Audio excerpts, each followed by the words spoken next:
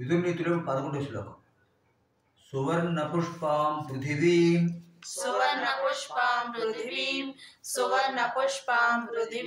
చిన్వంతి పురుషాస్త్రయః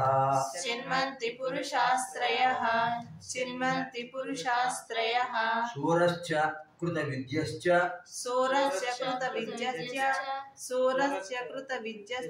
యశ్చ జానాతి సేవితుం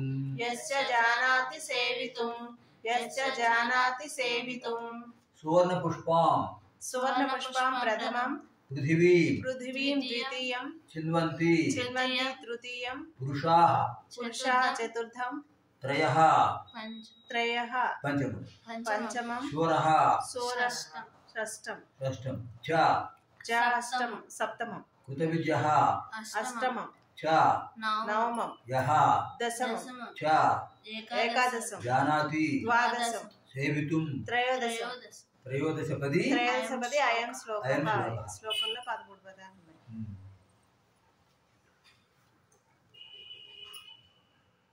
లోకంలో ముగ్గురు వ్యక్తులు చాలా అవసరంట. ఆ ముగ్గురు ఉంటే అద్భుతంగా వైభవం కలుగుతుంది భూమండలానికి, అంటే భూమండలం అందరికీ కూడా. త్రయః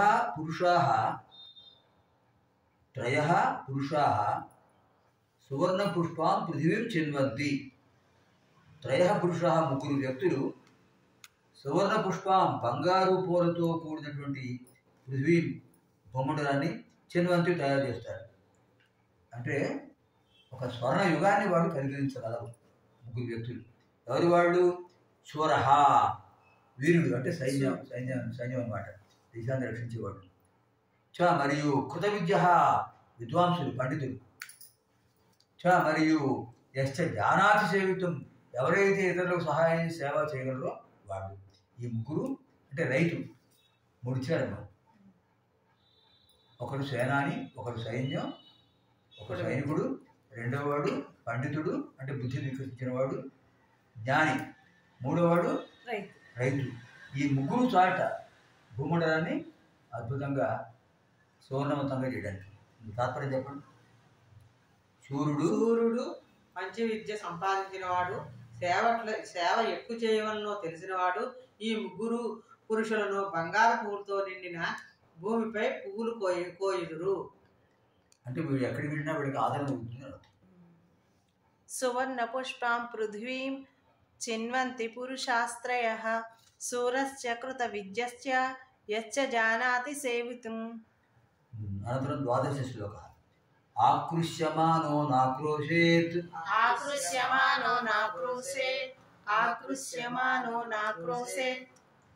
తకార చివర నకారం తకారం. ఆకృష్యమానో నాక్రోశేత్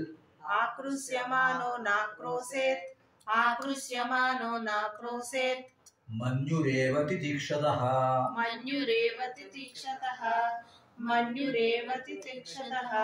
ఆక్రోష్టారం నిర్దహతి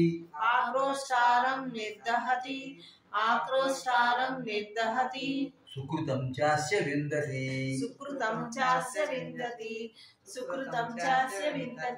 ఆకృష్యమానః ప్రథమం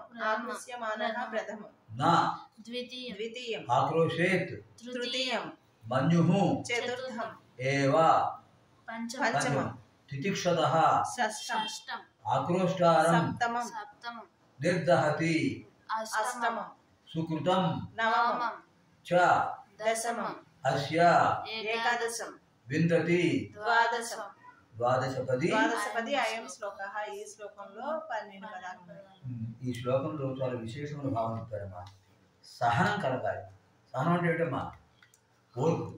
ఓపిక. అది గొప్ప శక్తిని ఇస్తుంది. దానికి ఉదాహరణ మనం తర్వాత చూద్దాం. ఇక్కడ ఏమిటంటే అర్థం, ఆకృష్యమానః అంటే అవతలవాడికి తిట్టినప్పటికీ నా ఆక్రోశే వీడు మళ్ళీ తిట్టకూడదు. వాడే కోపంతో ఆవేశంతో వాడు తిడుతున్నాడు, తిస్తే అమరాన్ని మాట అంటున్నాడు. వీడు వాడితో పాటు సమానంగా అంటే ఏమవుతుంది? ఇద్దరి మధ్యలో ఇద్దరు ఒకటే కదా, చూసేవాళ్ళు ఏడులా కొట్టుకుంటారంటారు. అంతేదేం చేయాలి? నా ఆక్రోశే, మళ్ళీ తిట్టకూడదు. ఏం చేయాలి? తితిక్షత, సహించేవాడికి, సహనం కలిగిన వాడికి, మన్యుహు ఏవ, వాడి యొక్క అంతర్గతమైన సహనమే. మన్యు అంటే కోపం. వాడు కోపాన్ని అణుచుకున్నాడు, అంతే కదా. కోపాన్ని బయటికి ప్రదర్శించలేదు, కోపాన్ని అణుచుకున్నాడు. మన్యు అంటే కోపం.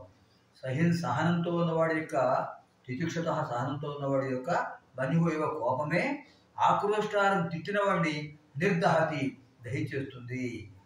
మరియు అస్య సుకృతం, వాడి పుణ్యాన్ని విందతి, పొందుతాడు. అవతలవాడు తిట్టాడు, మనం సహనంగా ఉన్నాం, వాడి పుణ్యం మనకు వస్తుంది. ఎంత గొప్ప చూడండి. చెప్పండి. తిట్టిన ఇతరులు తిట్టినను తిట్టకూడదు. ఓర్మి వహించిన వాని కోపమే తిట్టువాని కాల్చివేయును. తిట్టువాని కాల్చివేయును. తిట్టువాని పుణ్యము కూడా ఇతడు పొందునంటే సహనంతో ఉన్నవాడికి పుణ్యం వస్తుంది. దీనికి ఉదాహరణ ఒకటే. భాగవతంలో ఒక సన్నివేశం ఉంది. సగర చక్రవర్తి కొడుకులు 60,000 మంది ఆ గుర్రాన్ని వెతుకుతూ రసాతరానికి వెళ్ళారు. అక్కడ కనిపించింది గుర్రం. కానీ గుర్రం నిజంగా గుర్రాన్ని అక్కడ పెట్టినవాడు ఇంద్రుడు. ఆయన సగర చక్రవర్తి 100 అశ్వమేధాలు చెబుతున్నాడు. ఈ 100 చెప్తే వాడు పదవి, వీడు ఇంద్రుడు అవుతాడు. లేదా తన పదవిని కాపాడు కోసం వాడు అదృశ్యంగా వెళ్ళి ఆ గుర్రాన్ని రసాతరంలో పెట్టాడు. ఎందుకు పెట్టాడు? అక్కడ కపిల మహర్షి తపస్సు చేస్తున్నాడు. వీళ్ళు ఏం చేశారు? ఎక్కడ దొరక్క వెళ్ళారు. వెళితే అక్కడ కనిపించింది. ఈయన ధ్యానంలో ఉన్నాడు. ఈ 60,000 మంది తెలివి తక్కువగా, వాడు చదువుకున్న వాడే రాజకుమారులు, ఏం చేశారంటే ఆయన్ని వీడే దొంగ, గుర్రాన్ని ఆవరించాడు, నటిస్తున్నాడని చెప్పి బాధించారు ఆయన. ఆయన ధ్యానం పోయింది. వీడు అరుపులతో కేకలుతుంది. అప్పుడు ఆయన ఏం చేశాడంటే ఆయన ఏమి చేయలేం. అలా ఒకసారి కళ్ళు తెరిచి తన కోపాన్ని అణిచేసుకుని, ఎందుకు వీళ్ళు నన్ను బాధపడుతున్నారు అని ఒకసారి చూశాడట. చూసినప్పటికీ ఆయన చూపులో అదృశ్యంగా వెళ్ళే కోపం లోపలికి వెళ్ళి వాళ్ళ జఠరాగ్ని దహింపజేసేసింది. వాళ్ళలో ఉన్న జఠరాగ్ని వాళ్ళని దహించేసింది. నిజానికి ఈయనేం చేయలేవు. ఈయన కోపం వెళ్ళి పడుతుంది. అది అంత గొప్ప అంటే సహనం చాలా చాలా అవసరం. శ్లోకం చెప్పండి.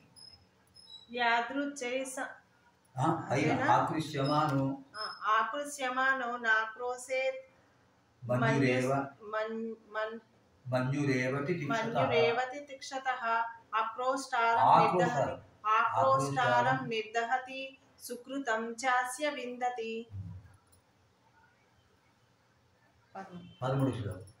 యాదృశైస్సం నివిశతే. ఇక్కడ విసర్గ సాగుతాయి. యాదృశైస్సం నివిశతే. సంనివిశతే.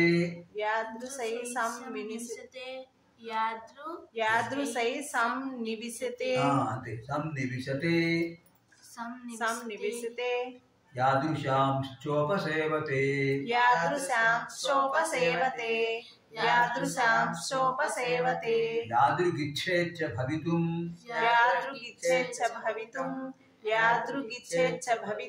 తాదృగ్భవతి పూరుషః.